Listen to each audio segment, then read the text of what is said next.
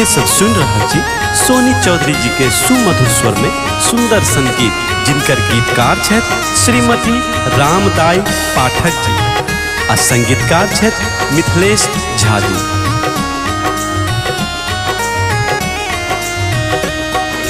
पहिले विनय स्वीकार करू माँ, अहीं के मंत्र जपै छिए।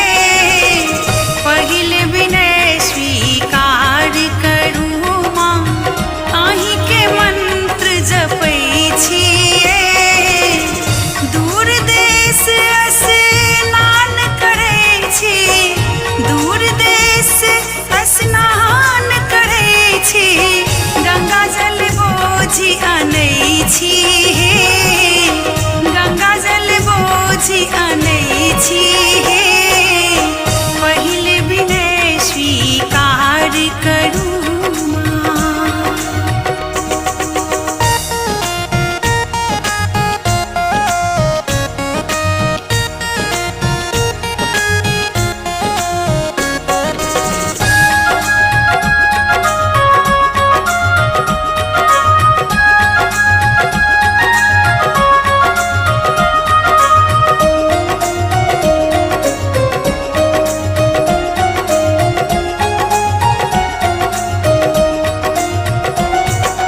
गंगा जल सो चरण पखारो, गंगा जल सो चरण पखारो, गहबर चौखट निपै छिए, गहबर चौखट निपै छिए।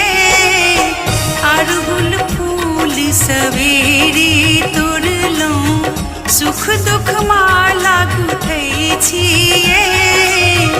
अड़हुल फूल सवेरे तोड़लहुँ, सुख दुख माला गुथै छिए।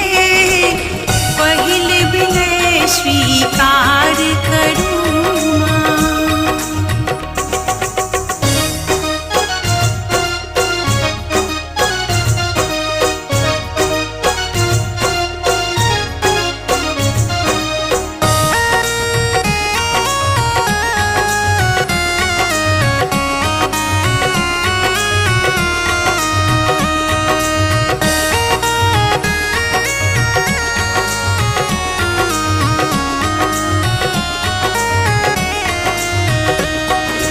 सुंदर माला सुंदर चुनरी, सुंदर माला सुंदर चुनरी, घुनुर घुनुर सजबै छिए, घुनुर घुनुर सजबै छिए।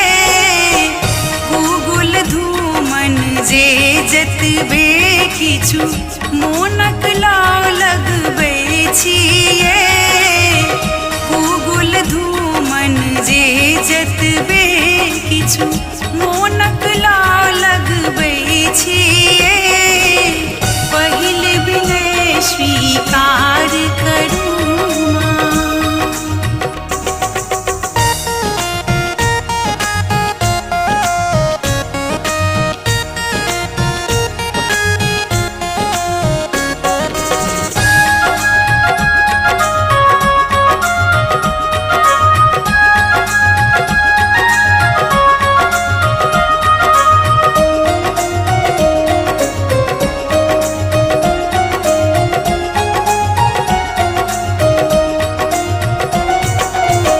अन्न अफल जे जतबे जुड़ायल, अन्न अफल जे जतबे जुड़ायल, हृदय सँ भोग लगबै छिए, हृदय सँ भोग लगबै छिए।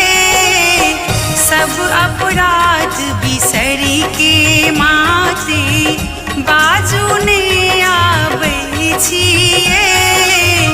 सब अपराध बिसरि के माते बाजुने आबै छिए। पहिले विनय स्वीकार करू माँ, अहीं के मंत्र जपै छिए।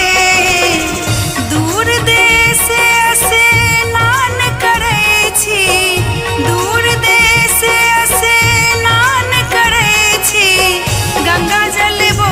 जी आनै छी